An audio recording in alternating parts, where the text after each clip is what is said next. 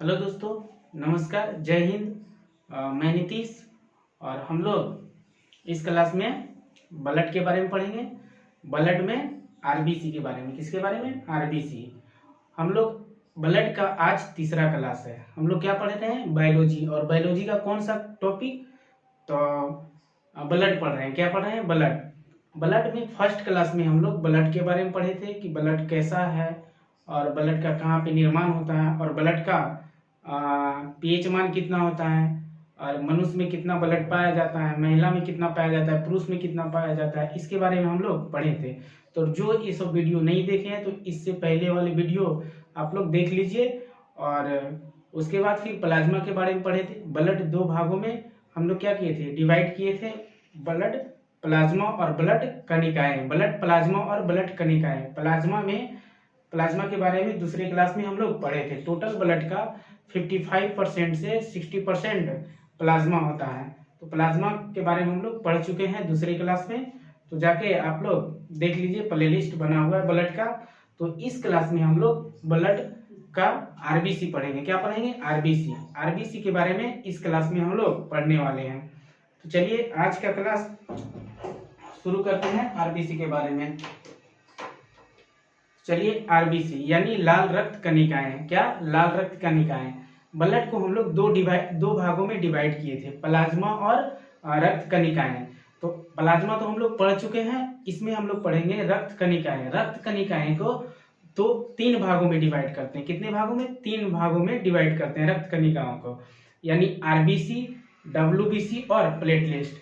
RBC, WBC और platelet यानी रक्त कणिकाएं को 3 भागों में हम लोग डिवाइड करते हैं। चलिए इसके बारे में आज हम लोग इसमें आरबीसी पढ़ेंगे, इसके बाद वाले क्लास में डब्ल्यूबीसी पढ़ेंगे, उसके बाद वाले क्लास में प्लेटलेट पढ़ेंगे। इससे आज का क्लास में हम लोग आरबीसी के बारे में पढ़ेंगे। तो चलिए आरबीसी के बारे में पढ़ते हैं। आरबीसी का जो होता है फुल फॉर्म होता है रेड ब्लड कार्पल्स होता है। क्या होता है? Red blood carpals. इसको हिंदी में लाल रक्त कणिकाएं बोलते हैं। क्या बोलते हैं? लाल रक्त कणिकाएं या लाल रुधिर कणिकाएं। क्या? लाल रक्त कणिकाएं या लाल रुधिर कणिकाएं बोलते हैं। और इसको आरबीसी को इंथ्रोसाइट भी कहते हैं। क्या करते हैं? इंथ्रोसाइट भी कहते हैं। तो चलिए इसके बारे में आज हम लोग चर्चा करते हैं। तो आरबीसी क्या? आरबीसी आरबीसी को लाल रक्त कणिकाएं कहते हैं या एरिथ्रोसाइट कहते हैं। क्या कहते हैं? एरिथ्रोसाइट। और आरबीसी का जो खोज किया था, किसने किया था? एंटोनी लुवेनहॉक ने किया था। किसने किया था? आरबीसी के खोज किसने किया था? तो एंटोनी लुवेनहॉक ने किया था। किसने किया था? एंटोनी लुवेनहॉक ने किया था। किसने किया था? एंटोनी लुवेनहॉक ने किया था आरबीसी का खोज। यानी आरबीसी का जो खोज किया था, किसने किया था? एंटोनी लुवेनहॉक ने किया था। किसने किया था? लुवेनहॉक ने किया था। एंटोनी लुवेनहॉक ने किया था आरबीसी का खोज।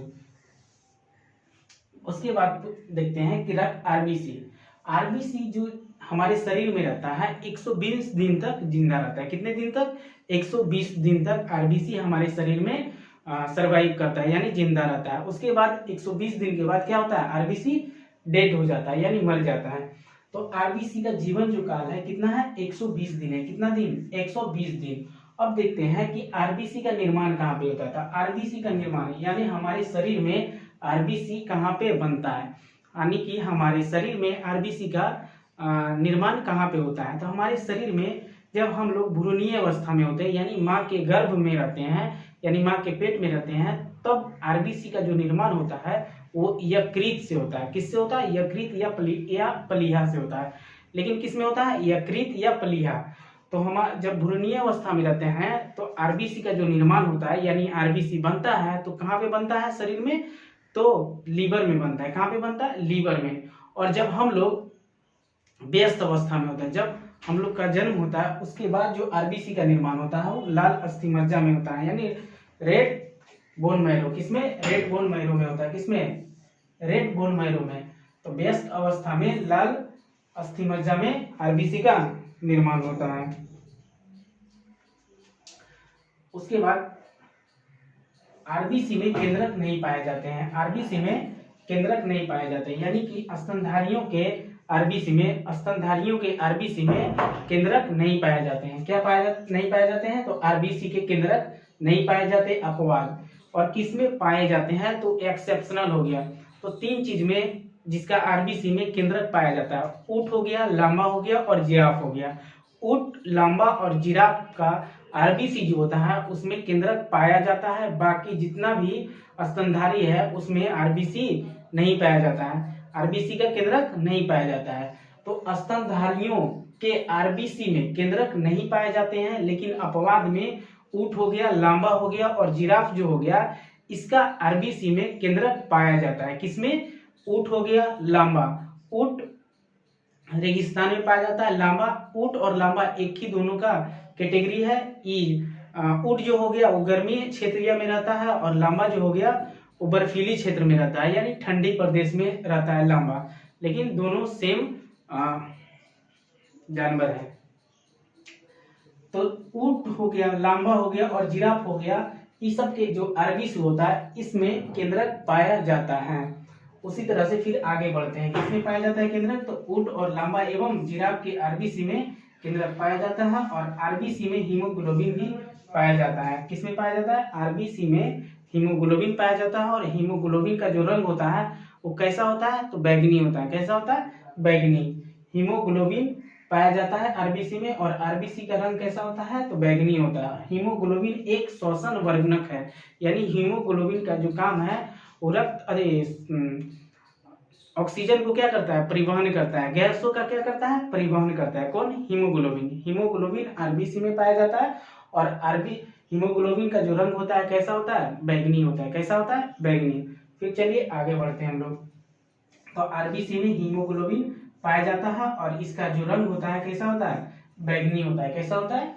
बैंगनी होता है। उसके बाद देखते हैं हीमोग्लोबिन जो होता है, हीमोग्लोबिन श्वसन वर्णक है। कैसा वर्णक है? श्वसन वर्णक है। यानी हीमोग्लोबिन का काम क्या है? तो श्वसन को परिवहन करता है। क्या करता है? परिवहन करता है, यानी गैस का परिवहन करता है। और हीमोग्लोबिन जो होता है, हीमोग्लोबिन में प्रोटीन पाया जाता है और क्या पाया जाता है? लोहा पाया जाता है। क्या पाया जाता है? प्रोटीन और लोहा पाया जाता है। किसमें? हीमोग्लोबिन में। तो कौन सा प्रोटीन पाया जाता है और कितना प्रोटीन पाया जाता है? तो हीमोग्लोबिन में 96% जो होता है वो प्रोटीन पाया जाता है। क्या पाया जाता है? 96% प्रोटीन पाया जाता है। और कौन सा प्रोटीन पाया जाता है? तो ग्लोबिन प्रोटीन पाया जाता है। कौन सा प्रोटीन? तो ग्लोबिन प्रोटीन पाया जाता है। ग्लोबिन प्रोटीन नामक प्रोटीन किसमें पाया जाता है? हीमोग्लोबिन में। और कितना परसेंट पाया जाता है? तो 96% पाया जाता है। तो 4% कौन सी पाया जाता है?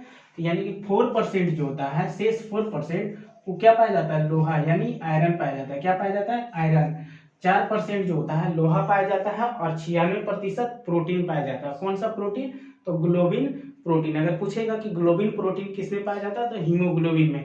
या हीमोग्लोबिन में प्रोटीन कितना परसेंट पाया जाता है? तो 96% पाया जाता है। और शेष भाग 4% कितना? 4% जो पाया जाता है वो क्या पाया जाता है? लोहा पाया जाता है। क्या पाया जाता है? लोहा, यानी आयरन। तो हीमोग्लोबिन में प्रोटीन पाया जाता है, उसकी मात्रा कितना होती है? 96%। और 4% जो होता है वो लोहा पाया जाता है, यानी आयरन पाया जाता है। क्या पाया जाता है? आयरन पाया जाता है। उसके बाद देखते हैं इसका मेन प्रमुख जो काम है ऑक्सीजन का परिवहन करना। क्या काम है? हीमोग्लोबिन का मेन जो काम है ऑक्सीजन का परिवहन करना। क्या काम होता है? ऑक्सीजन क्या करता है हमारे शरीर में? तो ऑक्सीजन को परिवहन करता है, यानी ऑक्सीजन को सारे बॉडी में ले जाता है। क्या करता है? ले जाता है। और जब हीमोग्लोबिन ऑक्सीजन के साथ मिलता है, हीमोग्लोबिन और ऑक्सीजन के साथ मिलता है, हीमोग्लोबिन क्या करता है? श्वसन, जब ऑक्सीजन हम लोग लेते हैं उसके बाद हीमोग्लोबिन ऑक्सीजन को क्या करता है? अब्जॉर्ब कर लेता है। और जब हीमोग्लोबिन ऑक्सीजन के साथ मिलता है तो क्या बनता है? ऑक्सी हीमोग्लोबिन के रूप हो जाता है। क्या हो जाता है? ऑक्सी हीमोग्लोबिन के रूप में होता है। और उसके बाद हमारे शरीर में ऑक्सीजन जो होता है ऑक्सी हीमोग्लोबिन के रूप में परिवहन करता है। क्या करता है? परिवहन करता है। किस रूप में? यानी हमारे शरीर में ऑक्सीजन किस रूप में परिवहन करता है? तो ऑक्सी हीमोग्लोबिन के रूप में परिवहन करता है। ऑक्सीजन जो होता है परिवहन करता है कौन? तो हीमोग्लोबिन। ऑक्सीजन का परिवहन कौन करता है? तो हीमोग्लोबिन। और हीमोग्लोबिन जब ऑक्सीजन के साथ मिलता है तो ऑक्सी हीमोग्लोबिन के रूप में बनता है। किसके रूप में? ऑक्सी हीमोग्लोबिन के रूप में बनता है।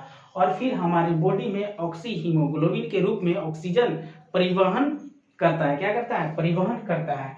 उसके बाद देखते हैं, और ऑक्सी हीमोग्लोबिन के कारण, ऑक्सी हीमोग्लोबिन के कारण ही ब्लड का जो रंग है लाल होता है। क्या होता है? लाल। यानी ब्लड का रंग लाल किसके कारण होता है? तो ऑक्सी हीमोग्लोबिन के कारण होता है।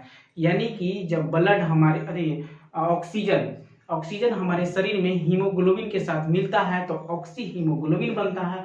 और ऑक्सी हीमोग्लोबिन के कारण हमारा ब्लड का जो रंग होता है वो रेड होता है। क्या होता है? रेड होता है या लाल होता है। क्या होता है? लाल होता है।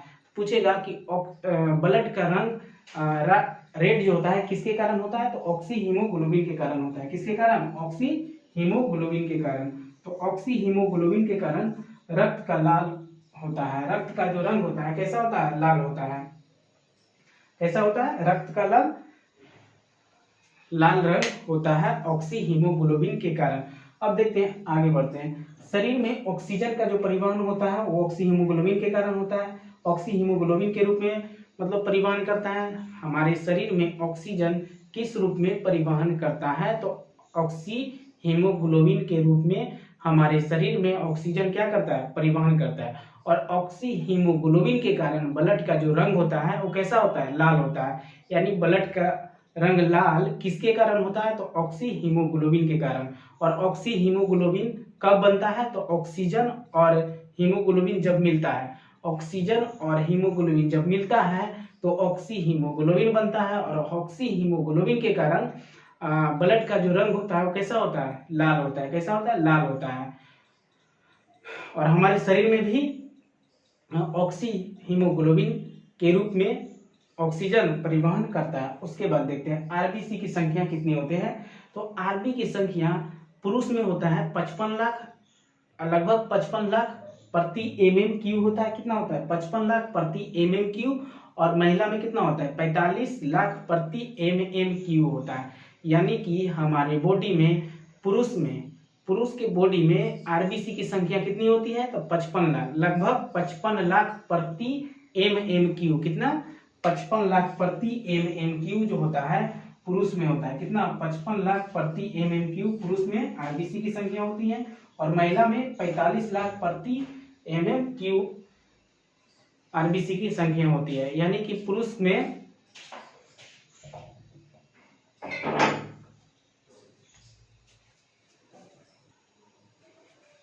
तो क्या बोलते हैं? आरबीसी पुरुष में कितने पाया जाता है? तो 55 लाख प्रति MM³ और महिलाओं में 45 लाख प्रति MM³ आरबीसी की संख्या होती है।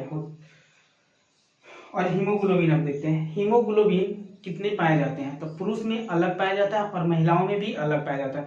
तो पुरुष में हीमोग्लोबिन जो होता है वो 14 से 16 ग्राम, कितना? 14 से 16 ग्राम प्रति 100 ml। कितना? प्रति 100 ml। यानी 100 ml ब्लड में हीमोग्लोबिन कितना पाया जाता है? तो 14 से 16 ग्राम। कितना? 14 से 16 ग्राम। और महिलाओं में जो पाया जाता है 12 से 14 ग्राम, 12 से 14 ग्राम प्रति 100 ml ब्लड पे पाया जाता है। चलिए फिर आगे बढ़ते हैं। हीमोग्लोबिन जो होता है पुरुष में कितना पाया जाता है? तो 14 से 16 ग्राम प्रति 100 ml ब्लड। यानी 100 ml जो ब्लड है उसमें हीमोग्लोबिन कितना पाया जाता है? तो 14 से 16 ग्राम। और महिलाओं में 100 ml ब्लड में 12 से 14 ग्राम हीमोग्लोबिन पाया जाता है। फिर आगे हम लोग बढ़ते हैं। आरबीसी का कब्रिस्तान प्लीहा, यानी आरबीसी कितने दिन तक जिंदा रहता है? 120 दिन। और 120 दिन के बाद क्या हो जाता है? मर जाता है। क्या हो जाता है? मर जाता है। यहाँ पे आरबीसी कहाँ पे जाके मरता है? तो आरबीसी कहाँ पे जाके मरता है? तो प्लीहा में मरता है। कहाँ पे? प्लीहा में। इसीलिए आरबीसी का कब्रिस्तान प्लीहा को कहा जाता है। आरबीसी का कब्रिस्तान किसको कहा जाता है? तो प्लीहा। यानी प्लीहा में जाके आरबीसी क्या हो जाता है? मर जाता है। क्या हो जाता है? मर जाता है। 120 दिन इसका जीवन काल होता है, 120 दिन के बाद मर जाता है। तो बोलेगा कि आरबीसी का कब्रिस्तान किसको कहा जाता है? तो प्लीहा को, यानी स्प्लीन। किसको? स्प्लीन। और उसके बाद ब्लड बैंक भी किसको कहा जाता है? Blood bank. यानी ब्लड जो होता है कहाँ पे जाके स्टोर होता है? कहाँ पे जाके स्टोर होता है? तो प्लीहा में ही होता है। किस में होता है? प्लीहा में, यानी स्प्लीन में ही होता है। क्या होता है? स्प्लीन में ही होता है। और ब्लड की कमी से, ब्लड हो गया या हीमोग्लोबिन हो गया या आरबीसी हो गया, इस सब की कमी से एनीमिया नामक रोग हो जाता है। कौन सा नामक? एनीमिया नामक रोग होता है। कौन सा नामक? एनीमिया नामक। रक्त, आरबीसी, हीमोग्लोबिन या लोहा। रक्त में हीमोग्लोबिन पाया जाता है और रक्त में क्या पाया जाता है? आरबीसी पाया जाता है। क्या पाया जाता है? आरबीसी। और आरबीसी में हीमोग्लोबिन पाया जाता है और लोहा भी पाया जाता है। तो लोहा की कमी से एनीमिया हो सकता है, हीमोग्लोबिन की कमी से भी एनीमिया ही होगा, और आरबीसी की भी कमी से कौन सा होगा? एनीमिया रोग होगा। और रक्त की भी कमी से कौन सा रोग हो जाएगा? एनीमिया रोग होता है। तो आरबीसी की कमी से कौन सा रोग होता है? तो कौन सा रोग होता है? एनीमिया रोग होता है। कौन सा रोग? एनीमिया रोग होता है। और आरबीसी का कब्रिस्तान स्प्लीन को कहा जाता है। स्प्लीन यानी प्लीहा को कहा जाता है। और ब्लड बैंक जो होता है, ब्लड बैंक किसको कहा जाता है? तो स्प्लीन यानी प्लीहा को ही कहा जाता है। उसके बाद फिर हम लोग आगे बढ़ते हैं। रक्त कणिकाएं। रक्त कणिकाएं जो होता है 99% भाग होता है। कितना परसेंट होता है? 99% भाग होता है। यानी रक्त को हम लोग दो भागों में डिवाइड किए थे, प्लाज्मा और रक्त कणिकाएं। तो प्लाज्मा 55% होता था और कणिकाएं कितना होता था? 45%। कितना? 45% रक्त कणिकाएं होता था। और रक्त कणिकाएं में आरबीसी होता है, डब्ल्यूबीसी होता है और प्लेटलेट होता है। तो इसमें रक्त कणिकाएं का 99% जो भाग होता है वो आरबीसी होता है। कितना होता है? आरबीसी। और 1% में प्लेटलेट भी आ जाता है और डब्ल्यूबीसी भी आ जाता है। तो रक्त कणिकाएं के सबसे बड़ी भाग कौन हो जाएगा? तो आरबीसी हो जाएगा। कौन सा भाग हो जाएगा? आरबीसी। आरबीसी में कितना परसेंट होता है? टोटल रक्त कणिकाएं का कितना होता है? तो 99% होता है। तो रक्त कणिकाएं का आरबीसी जो कितना होता है? 99% भाग होता है। और आरबीसी के विकास हेतु, आरबीसी अगर विकास के लिए कौन सा विटामिन की आवश्यकता होती है? तो विटामिन B6 और विटामिन B12। कितना? विटामिन B6 और विटामिन B12। यानी रक्त के विकास के हेतु, यानी आरबीसी का जब निर्माण होता है तो उसके निर्माण के लिए विटामिन B12 और विटामिन B6 की आवश्यकता होती है। उसके बाद आगे बढ़ते हैं। आरबीसी के विटामिन B6 का रासायनिक नाम जो होता है वो क्या बोलते हैं? पायरिडॉक्सिन होता है। कौन सा होता है? पायरिडॉक्सिन। पायरिडॉक्सिन कौन सा विटामिन का रासायनिक नाम है? तो विटामिन B6। विटामिन B6 का जो रासायनिक नाम होता है पायरिडॉक्सिन होता है। क्या होता है? पायरिडॉक्सिन होता है। उसके बाद देखते हैं विटामिन B12। विटामिन B12 का रासायनिक नाम हो गया साइनोकोबालामीन होता है। क्या होता है? साइनोकोबालामीन होता है। क्या होता है? साइनोकोबालामीन कौन सा विटामिन का रासायनिक नाम है? तो विटामिन B12। विटामिन B12 का रासायनिक जो नाम है वो साइनोकोबालामीन होता है। क्या होता है? साइनोकोबालामीन होता है। अब देखते हैं कुछ फैक्ट है, यानी कुछ नोट्स में होता है। यानी सोते समय आरबीसी की संख्या 5% क्या हो जाता है? कम हो जाता है। हम लोग जब सोते हैं तो उस समय आरबीसी की जो संख्या होता है कितना परसेंट कम हो जाता है? 5% होता है। कितना परसेंट? 5% आरबीसी की संख्या में क्या हो जाता है? कमी हो जाता है। कब? तो सोते समय। सोते समय में आरबीसी की संख्या कमी हो जाती है। और कितना परसेंट? तो कितना परसेंट? 5% की कमी हो जाती है।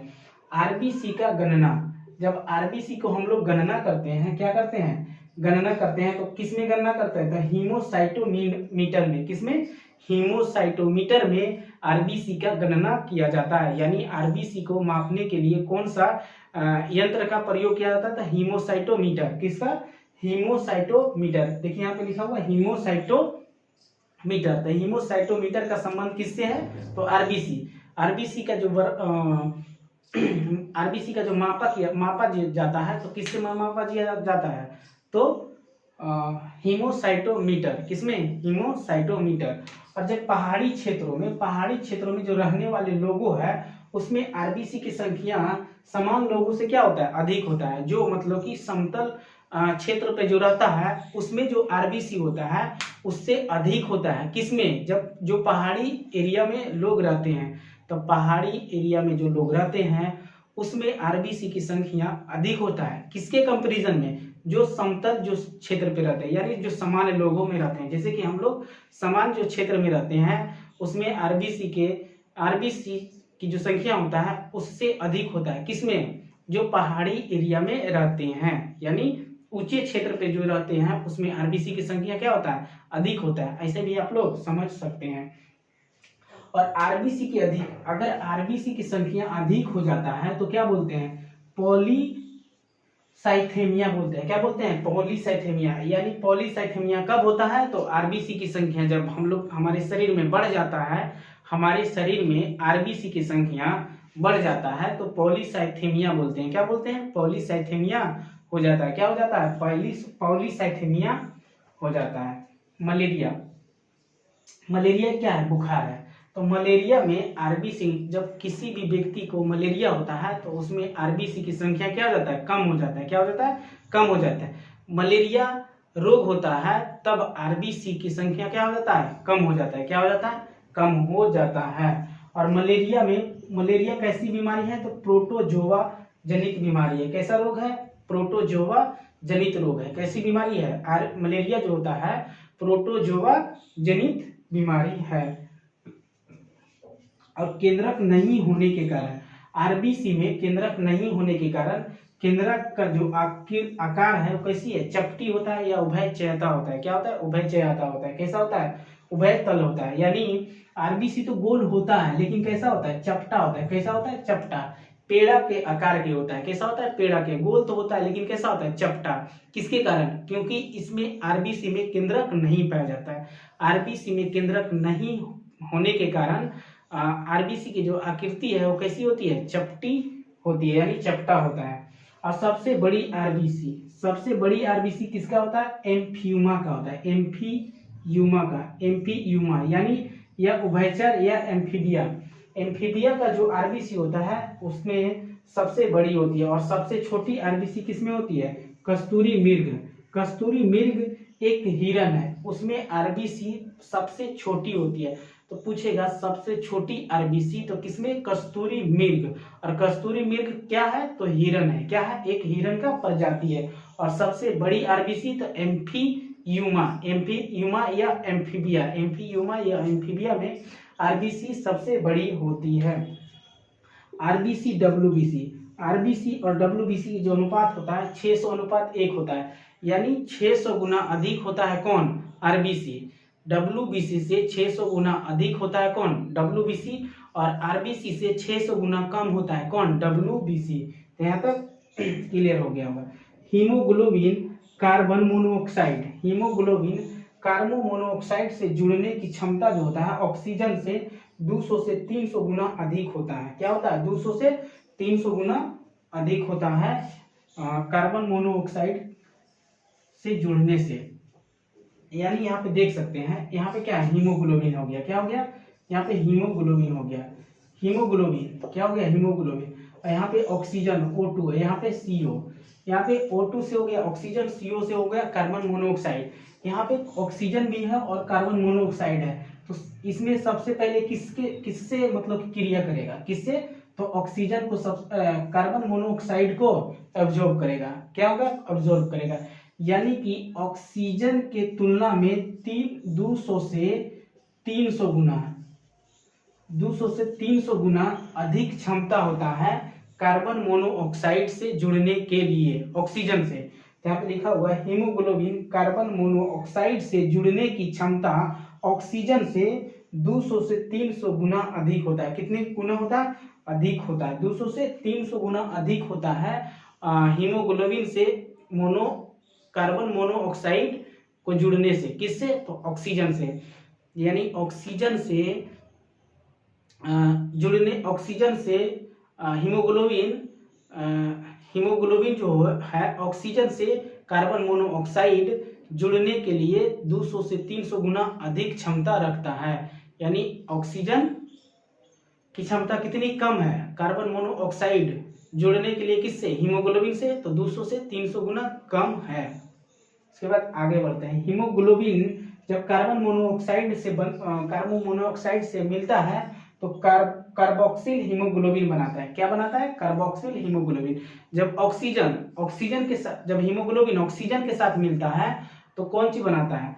ऑक्सी हीमोग्लोबिन बनाता है। क्या बनाता है? Oxy haemoglobin. उसी तरह से जब ऑक्सीजन कार्बन मोनोऑक्साइड से मिलता है तो क्या बनाता है? कार्बोक्सिल हीमोग्लोबिन बनाता है। क्या बनाता है? कार्बोक्सिल हीमोग्लोबिन बनाता है। क्या बनाता है?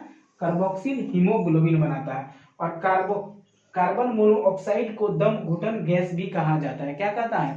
दम घुटन गैस कहा जाता है। इसलिए कि बंद कमरे में अंगीठी जलाने के लिए नहीं मना किया जाता है। क्या किया जाता है? अंगीठी जलाने के लिए मना किया जाता है। इसीलिए क्योंकि जब तक ऑक्सीजन रहता है, जब तक जलता है, और उसके बाद ऑक्सीजन जब खत्म हो जाता है तो किस रूप में, किस गैस में कन्वर्ट हो जाता है? तो कार्बन मोनोऑक्साइड में।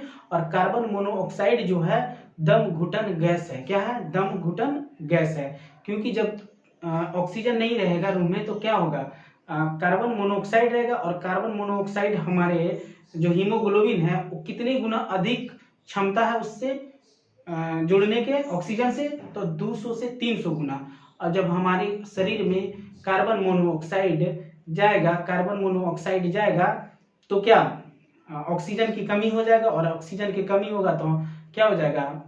आदमी क्या हो गया? डेथ हो जाएगा। क्या हो जाता है? डेथ हो जाता है। इसीलिए कार्बन मोनोऑक्साइड को दम घुटन गैस कहा जाता है। और उसके बाद कार्बन मोनोऑक्साइड को दम घुटन गैस कहा जाता है। कैसा गैस कहा जाता है? दम घुटन गैस। किसको? तो कार्बन मोनोऑक्साइड को। और एंटीजन, आरबीसी के जो एंटीजन होता है, आरबीसी में एंटीजन कहाँ पे पाया जाता है? तो आरबीसी के सतह पे, यानी आरबीसी के ऊपरी वाली लेयर में एंटीजन पाया जाता है। उसके बाद देखते हैं आरबीसी के परिपक्वन के लिए कौन सा हार्मोन की आवश्यकता होगा? तो थाइरोक्सिन हार्मोन। कौन सा हार्मोन? Thyroxine hormone.